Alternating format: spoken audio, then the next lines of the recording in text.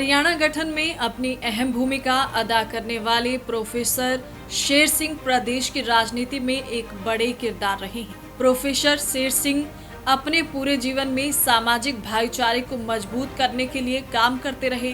भाईचारे की अनूठी मिसाल के लिए शेर सिंह के साथ जुड़ा एक किस्सा आज भी चर्चा में रहता है। दरअसल हरियाणा राज्य के गठन की मांग को लेकर आंदोलन चल रहा था। प्रोफेसर शेर सिंह हरियाणा लोक समिति का गठन कर उसके बैनर तले आंदोलन की अगुवाई कर रहे थे, तो राज्य के गठन की उम्मीद बन गई थी। इसी दौरान वर्ष 1962 में हुए चुनाव में वे झज्जर क्षेत्र से चुनाव लड़ रहे थे और उनके मुकाबले कांग्रेस पार्टी ने बैरी के ही पंडित भगवत दयाल शर्मा को चुनाव मैदान में उतारा था। दरअसल ये चुनाव राज्य के गठन के बाद बनने वाले मुख्यमंत्री की कुर्सी का चुनाव बन गया था।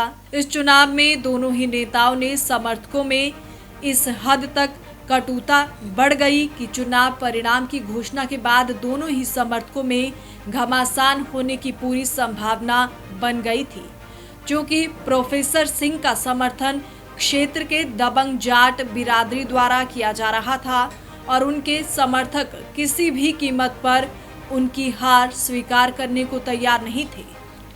उनके समर्थकों में उन्हें जालसाजी करके हराने की अफवाह फैला दी गई थी।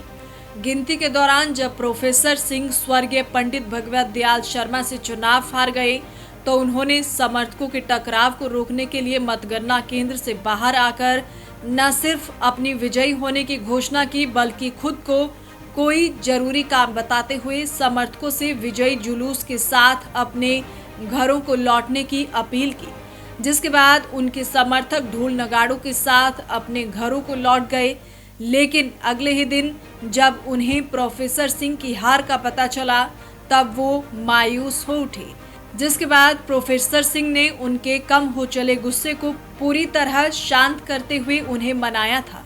दरअसल वो चुनाव कयासों के अनुसार मुख्यमंत्री की कुर्सी का ही चुनाव निकला और 1 नवंबर 1966 को हरियाणा राज्य के गठन के बाद पंडित भगवत दयाल शर्मा ही राज्य के पहले मुख्यमंत्री बने।